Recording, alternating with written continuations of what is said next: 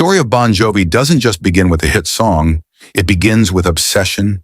In Sayreville, John Bon Jovi wasn't just another kid who liked music. He needed it. While others planned steady futures, John spent his nights chasing something invisible. A feeling, a sound, a moment that could lift him out of the ordinary. His parents supported him, but they couldn't guarantee success. No one could.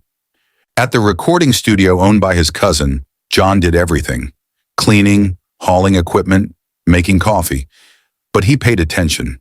He watched producers shape songs, saw how vocals could turn emotion into something permanent. And when no one was looking, he stepped up to the mic.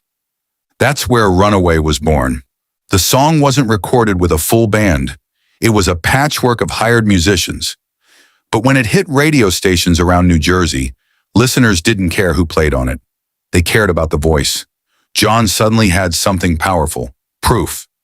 But now he needed a real band. He brought in David Bryan, a childhood friend who shared his ambition. Then came Tico Torres, a seasoned drummer who had already tasted the grind of the industry. Alec John Such joined, bringing connections and experience. And finally, the missing piece, Richie Sambora. Sambora wasn't just a guitarist. He was a songwriter, a vocalist, and a force. When he and John sang together, something clicked. Their harmonies became the band's signature sound, raw, emotional, and instantly recognizable. Still, success didn't happen overnight. Their debut album in 1984 introduced them to the world, but it didn't dominate it. Their second album, 7,800 Degrees Fahrenheit, nearly broke them. Expectations were high, but the record felt rushed and critics weren't kind. The band stood at a crossroads, fade away or fight harder. They chose to fight. For their third album, they brought in songwriter Desmond Child. That decision changed everything. Together, they crafted songs that were bigger, sharper, and more universal.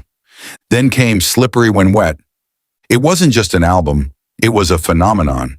You Give Love a Bad Name hit first, exploding onto radio waves. Then Livin' on a Prayer followed, and that's when Bon Jovi became immortal. The song's talkbox intro, Sambora's guitar, and John's soaring vocals turned it into an anthem of survival. Suddenly, they weren't just popular, they were everywhere. Tours became massive productions. Fans lined up for miles. The band lived fast, worked harder, and barely stopped moving. But behind the spotlight, the pressure was relentless. Fame demanded everything. They followed up with New Jersey in 1988, proving they weren't a one-album success. Hits like Bad Medicine and I'll Be There For You kept them on top.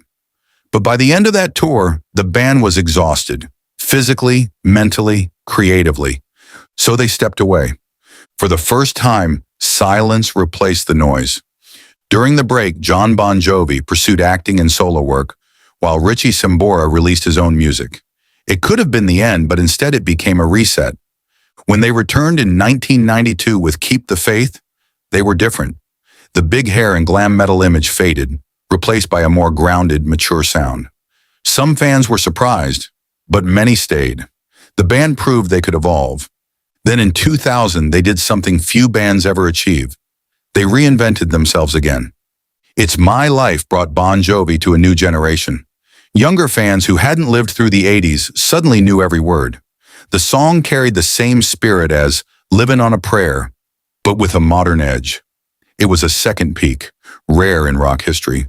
But time doesn't stand still. In 2013, Richie Sambora left the band mid-tour. No dramatic farewell, just an absence that fans felt immediately. His guitar, his voice, his presence had been central to Bon Jovi's identity. Many thought that was the end. It wasn't.